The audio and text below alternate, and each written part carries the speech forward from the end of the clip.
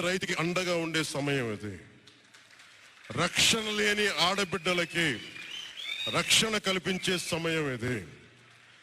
ఆడబిడ్డల్ని మహిళల్ని వారి కాళ్ళ మీద వాళ్ళు నిలబడగలిగేలా చేసే సమయం ఇది.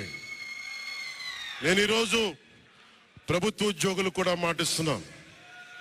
కంట్రిబ్యూటరీ పెన్షన్ స్కీమ్ నేను చెప్పాను, నేను బాధ్యత తీసుకున్నాను, నేను మర్చిపోలా. ఏరు దాటాక తెప్ప తగిలిసే రకం కాదు నేను. కాంట్రిబ్యూటరీ పెన్షన్ స్కీమ్ దానికి సరి సమానంగా అది కానీ మీకు న్యాయం వచ్చేలాగా సంవత్సరం లోపు తీసుకొస్తాను అని మాట ఇచ్చాం, తీసుకొచ్చి తీరుతాం. ఆ మాట మీకు ఇస్తున్నాం. మెగా డిఎస్సి నోటిఫికేషన్ విడుదల చేయించే బాధ్యత మనం తీసుకుందాం. యువత విలవిల్లాడిపోతా ఉన్నారు, యువత నలిగిపోతా ఉన్నారు. మీ చదువులకి తగ్గ ఉద్యోగాలు కానీ, మీ స్కిల్స్ ని పెంపొందించి మీకు ఉద్యోగాలు కానీ, నేను మీకు చెప్తున్నా, నాకు చాలా పెద్ద బాధ్యత ఇచ్చారు ప్రజలు. ఈ రోజున మామూలు బాధ్యత ఇవ్వాల. గెలిచింది, పోటీ చేసింది 21, 2 పార్లమెంట్లు గెలిచింది 100%. కానీ బాధ్యత ఎంత ఉందంటే 175 సీట్లు మనమే గెలిస్తే ఎంత బాధ్యత ఉందో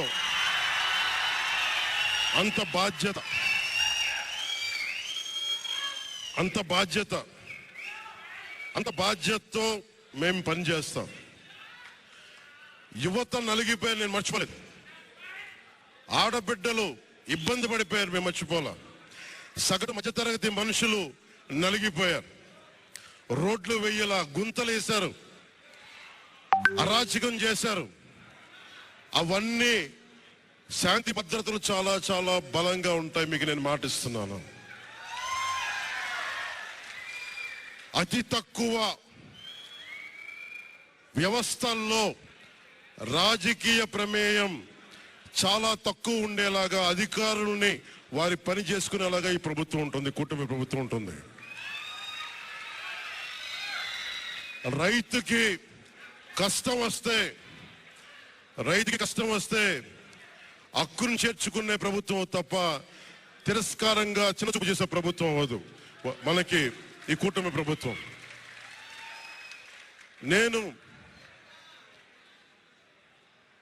నాకు రాజకీయాలు డబ్బు అవసరం లేదు. నేను మీకు మళ్ళీ చెప్తున్నాను, మీకు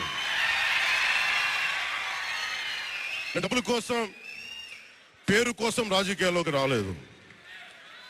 మీలా నలిగిపోతారు చూస్తారా ప్రతి ఒక్కళ్ళు. సగటు మనిషి మాకు ఎవడు ఉండేంటి, నా కులం లేదు, మతం లేదు, నా కష్టాన్ని ఎవరు చూడరేంటని ప్రతి ఊర్లో ఉండే ఒక సగటు మనిషి అనుకుంటాడు. ఆ మనిషి కష్టాలు నేను చూసిన వాడిని.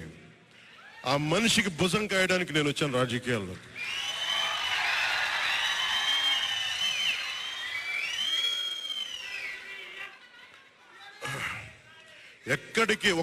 ఎక్కడికి ఓడిపోయాను 2019లో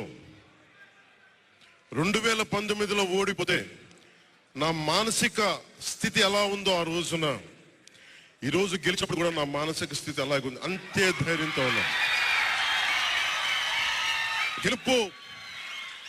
గెలుపు నాకు బాధ్యత ఇచ్చింది కానీ అహంకారం ఇవ్వలేదు, రాదు. ఇంకా భయం వేసింది. అందరూ నాకు శుభాకాంక్షలు తెలియజేస్తా ఉంటే నాకు భయం వేసింది. ఎందుకంటే ఇల్లు అలకగానే పండుగ కాదు ఇది.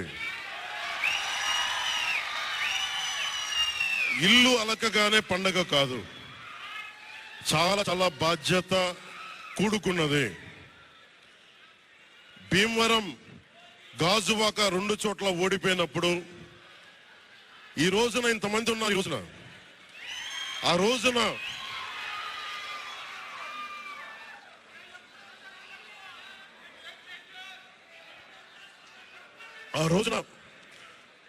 నా పక్కన నన్ను నమ్ముకున్న కొద్దిమంది తప్ప. కానీ నాకు ఒకటే అనిపించింది, నేను పరాజయం చూసి భయపడను, ఓటమి చూసి భయపడను. ఓటమి నాకు బలం ఇస్తుంది, ఓటమి నాకు ఉత్సాహం ఇస్తుంది అనుకున్నాను. దేనికంటే నేను ఒకటే నమ్మాను. చిన్నప్పుడు తిరుపతిలో యోగా నేర్చుకుంటున్నప్పుడు ఒకటే నమ్మాను, ధర్మో రక్షితి రక్షిత అని. నువ్వు ధర్మాన్ని నమ్మితే ధర్మం రక్షిస్తుంది అని. ఎప్పుడో ఒక 30 సంవత్సరాలు ఇంకా ముందే 18-19 ఏళ్ళప్పుడు చదివితే ఈ రోజున ధర్మం కోసం నిలబడ్డాం. ధర్మం కోసం నిలబడితే ధర్మం ఈరోజు మనంటే నిలబడింది. అందుకని మనస్ఫూర్తిగా ఏ శక్తి అయితే కనిపించని ఆ పరాశక్తి, కనిపించని ఆ దేవుళ్ళందరికీ కూడా దయచేసి అరవద్దు, కనిపించని దేవుళ్ళందరికీ కూడా ఈరోజు నేను కృతజ్ఞతలు తెలియజేసుకుంటా ఉన్నాను. మనస్ఫూర్తిగా మీ అందరికీ, పిఠాపురం ప్రజలందరికీ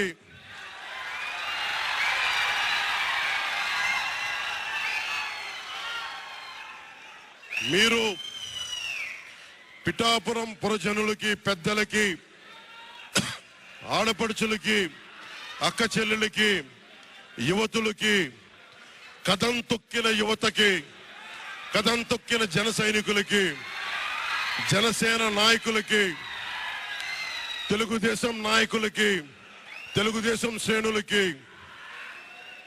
తెలుగుదేశం నాయకులు వర్మ గారికి,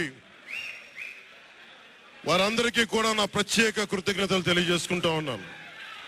మీరు పిఠాపురంలో పవన్ కళ్యాణ్ గెలిపించలేదు, కేవలం పిఠాపురం ప్రజలు పవన్ కళ్యాణ్ ఒక్కని గెలిపించలేదు, 5 కోట్ల మంది ప్రజల్ని గెలిపించారు. మీరు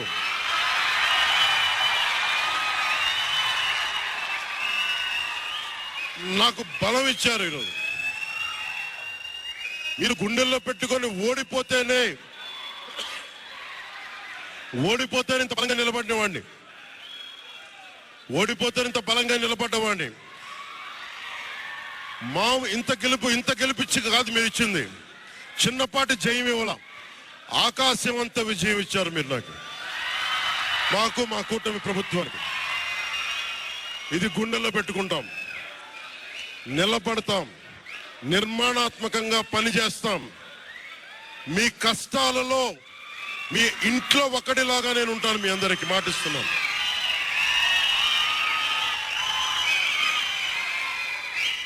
మీ ఇంట్లో ఒక్కడిగా, ఒకటే గుర్తుపెట్టుకోండి, మా ఇంట్లో మా కుటుంబ సభ్యుడు నాకు కులాలకి, మతాలకి, ప్రాంతాలకి అతీతంగా ప్రతి ఒక్కరూ ఆలోచించాల్సింది, మా ఇంట్లో కుటుంబ సభ్యుడు పవన్ కళ్యాణ్. మా వాడు అసెంబ్లీలో అడుగు పెడుతున్నాడు, మా కష్టాల కోసం మాట్లాడతాడు, మా కష్టాల కోసం నిలబడతాడు అని చేసి చూపిస్తాను. ప్రభుత్వం ఎలా ఉండాలి, అధికార యంత్రాంగం ఎలా ఉండాలి, రాబోయే రోజుల్లో మీకు అందరికీ చేసి చూపిస్తాం. మళ్ళీ ఒక 10 నిమిషాల తర్వాత మళ్ళీ వచ్చి మాట్లాడతాను. చంద్రబాబు గారు వచ్చారు, వారిని కలిసి మళ్ళీ వచ్చి మేము ఇద్దరం మాట్లాడతాం.